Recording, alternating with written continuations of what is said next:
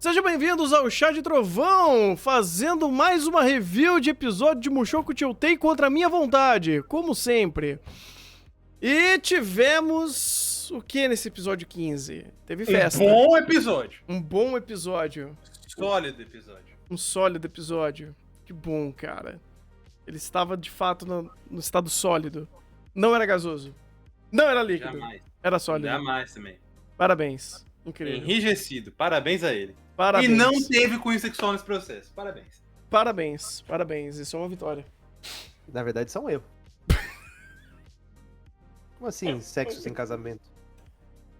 E casamento Oi? sem sexo? Exatamente, por isso que eles não... Mas eles já estão casados. Ah, mas eles não... Exatamente, Mas exatamente. eles não falaram sobre Mas isso teve hoje? piadinha, mas teve piadinha. Teve piadoca? Teve Teve. piadoca. Inclusive, Hum. esse é um dos pontos menos relevantes desse episódio, né? Sim. Quando o ponto sexual não é primeiro plano em Mushoku, então a gente tem até uma certa defasagem na obra, né? Porque isso é muito do viés cômico e do ponto positivo dele. Porque isso é veiculado diretamente com o amadurecimento do personagem. Tu vê que nesse episódio ele é apresentado como uma pessoa que amadureceu pelo simples fato de comprar uma casa e ter um relacionamento de união estável conhecido como casamento. Então, assim, tu vê o Rudius amadurecendo. E como a primeira coisa que acontece quando você tá amadurecendo? Sim, você tem que resolver o problema dos outros. Então, assim, aqui é o setup de todo o desenvolvimento e amadurecimento do Rudius. O ponto inicial de que ele comprou uma casa, tem união estável e, no meio dessa brincadeira, ainda tá arranjando tempo pra ajudar as pessoas em torno dele. Inclusive o próprio pai. Então, aqui, todo esse episódio, ele é extremamente rico de contexto pra gente entender o Rudius. Tanto que, no decorrer do episódio, você vai vendo ele sendo deforado pelo próprio contexto no qual ele tá absorvido. Então, quando chega um personagem, no caso, uma personagem com um problema muito relevante, principalmente porque contrasta muito com o Rudius, porque vocês têm que entender que é extremamente equiparável e equivalente quando você tem uma pessoa que na sua vida passada tinha um problema de ser hikikomori e que tinha alguns desvios com relação a visões normalizadas da sociedade com relação aos seus gostos, mas que ainda assim essa pessoa tem extrema empatia por outra pessoa que tá presa em outro mundo e quer voltar. Então, a consequência desse estado psicológico é equivalente para ambos. Então, se um personagem ele tem esse problema e ele tem toda essas dificuldades de lidar com a realidade, eles acabam em contextos próximos com relação à consequência psicológica. Então, aqui até trabalhando também a importância da psicologia nesse sentido, da depressão e de como isso é fundamentado dentro de Mushoku, para você retratar a própria personagem, que foi extremamente bem retratado na forma como ela surtou. Então aquele surto dela é basicamente uma pessoa que quando tem um ataque do pânico, tem. Então esse surto é muito bem retratado e é um processo que é feito de maneira bem minuciosa, desde a apresentação do personagem até ao ponto de que, de fato, ela surta. E todo esse processo é extremamente bem concatenado pro Rudius estar ali em primeiro plano, pra ele auxiliar ela, porque é o personagem mais empático a essa situação. De todos que a gente tem no cast, o personagem mais empático é o Rudius. Então você vê que tem todo um contexto que é trabalhado desde o começo pra colocar o Rudius nessa situação e ela surtar diretamente com o Rudius por conta que o Rudius sabe o contexto. Então assim, é muito bem escrito, é muito bem elaborado e é muito bem concatenado, e isso refletir também no próprio Rudius. Porque ele é o personagem que melhor reflete essa característica dentro daquela situação. Tanto que ele é extremamente afetado por aquilo, porque ele lembra da vida passada. E aí, excelente detalhe da própria ideia da direção e dublagem, de colocar a voz do Rudius velho. Porque aí tu coloca a voz do Rudius velho pra concatenar todo o sofrimento que ele passou na vida anterior com o sofrimento que ela tá passando na vida agora. Eu falo, é extremamente equivalente, faz total sentido ele fazer isso pra te trazer essa mensagem, que não tá em subtexto, tá em primeiro plano. Então, você vê isso em primeiro plano pós-casamento do Rudius, você começa a escalonar todo o desenvolvimento e amadurecimento de personagem. Então, assim, é muito bem concatenado, é muito bem descrito e é muito bem apresentado visualmente pra tu entender que aquilo é uma síndrome do pânico e que, de fato, quando uma síndrome do pânico acontece, essa é a reação padrão das pessoas. Então, assim, até um conhecimento de cunho psicológico é trabalhado aqui. Então, assim, psicólogos, psiquiatras. Então, assim, essas pessoas vão ter um amplo fundamento pra falar sobre isso e vão refletir exatamente o que apareceu no anime e vão falar que está extremamente correto. Então, assim, é uma obra muito bem estudada, muito bem escrita e com um storyboard extremamente rico pra retratar esse tipo de situação. Então, esse episódio de Mushoku, de fato, foi um diferencial. Você teve muito conflito. Tu não precisou nem de fazer piadas de cunho sexual pós-casamento. Agora, só com contexto de conflito de personagem, ele já consegue carregar o episódio inteiro. Muito sólido. Infelizmente, eu tenho que discordar de uma parte. Porque a produção nerfou esse episódio. Nerfou? Porque existem muitos momentos onde a produção... Isso, inclusive, desde a primeira temporada, então dá pra ver que o Mushoku sempre foi sabotado desde a primeira temporada, onde a produção só acrescenta detalhes e contextualiza momentos visualmente quando convém. Então, quando você tem a Nana Hoshi, não é o nome dela? Quando você tem ela surtando, ou o próprio Rudels, no momento que o Zanoba nota que ele tá pálido, que ele tá acabado, ele só naquele momento que realmente você tem um visual mais acabado, mais pálido, com olheiras. Quando sai desse momento, os personagens têm uma cara completamente normal. Então você não consegue acompanhar bem essa própria destruição do próprio personagem.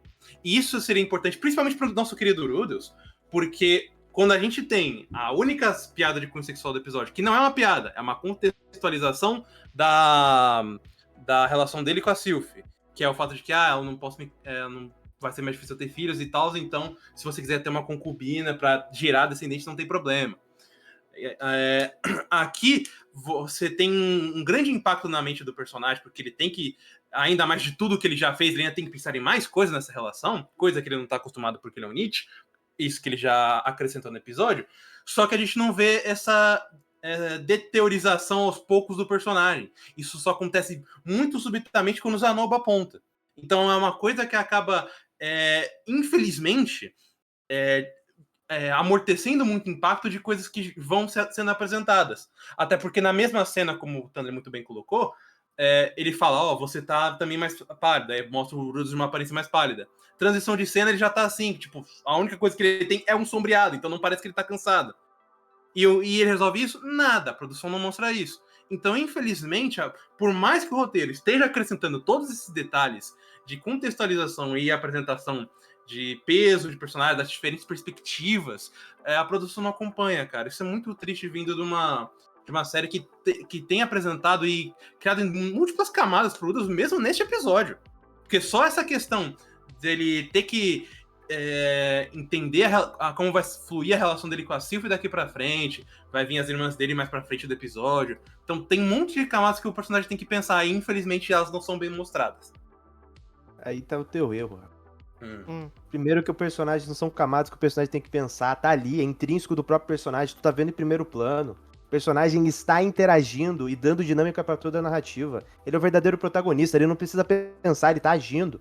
Esse é o primeiro ponto. Segundo ponto, cara, eu fico triste de tu não prestar atenção na própria cena, porque tu vê que quando ele muda o olhar e a perspectiva de olhar, quando ele tá com personagens e ele não quer mostrar o que ele tá sentindo. Então, quando ele tá com personagens que tem uma relação mais empática e próxima, você vê que fica mais destacado visualmente a olheira dele. E quando ele tá ou em um grupo de pessoas mais aberto, ou em um lugar aberto, como na própria rua, ele não tem. Por quê? Porque ele tá escondendo essa característica, ele não quer transpassar isso pras pessoas, pra causar insegurança. Então você vê que ele só se abre diretamente pro Zanoba. E quando ele tá falando com o Zanoba, você vê que a caracterização muda. Então assim, você tem que prestar atenção nos detalhes minuciosos da própria narrativa. Assim, ele se preocupa muito com o layout de ambiente a ponto de correlacionar o local em que o personagem tá com a caracterização visual. Então assim, ele não tá esquecendo nada do gênero, ele só tá fazendo isso nos momentos corretos e concatenando isso com o próprio texto. Porque, de fato, o texto é muito bem escrito.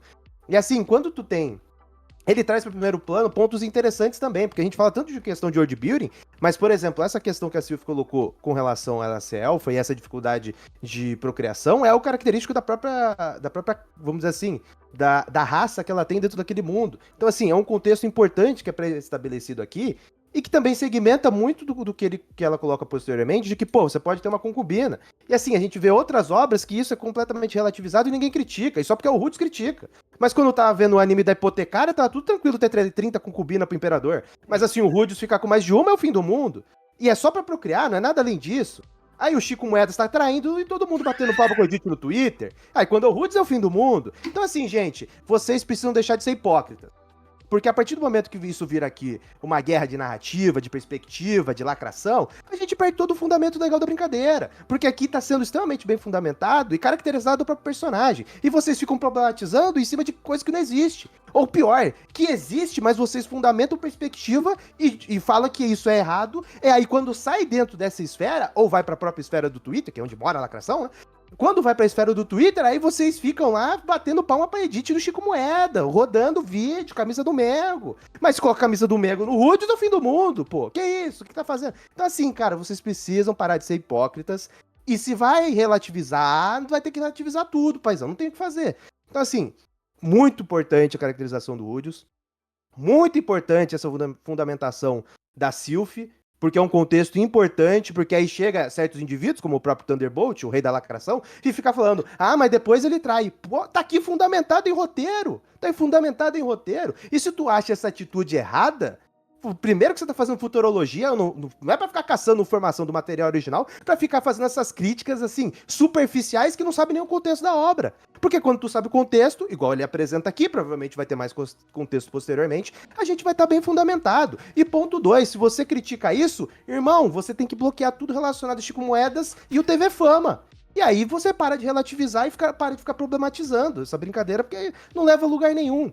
E a gente precisa focar no que de fato importa, que é a questão do problema psicológico que é descrita nesse episódio. E muito bem descrito. Então, assim, tem muito contexto de Rudius, tem muito contexto de personagem secundário, tem contexto de world building e tem um excelente uso de trilha sonora que carrega, assim, a níveis estratosféricos, todo o contexto e dificuldade do personagem. Então, assim, esse episódio é uma aula, e que continue assim melhorando, que continue assim se desenvolvendo. E o diretor, pra quem criticava, por conta de um episódio X da temporada passada, tá aí, ele tá se destacando novamente, ele tá apresentando muito bem, ele tá fazendo excelentes cenas, o storyboard está completamente em dia, não existe nenhum erro de storyboard aqui.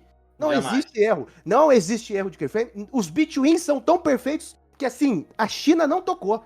Aqui nada foi terceirizado, aqui é só o estúdio fazendo, de tão perfeito que é os Betweens desse anime. Então, assim, é muito mimimi pra um roteiro tão bom, tão explícito e tão direto, porque não fica fazendo curva e construindo coisas no subtexto. Isso daqui não é da índole de Mushoku, ele vai e dá na cara, ele é extremamente sincero e direto com seus pontos. Então assim, Mushoku aqui, mais uma aula de episódio. Inclusive, parabéns, porque tivemos um excelente uso da própria direção de áudio. Porque no momento da Nahoshi quebrando, destruindo tudo, ela começa a bater na parede, né? E a parede faz o quê? Som de quê? De papelão.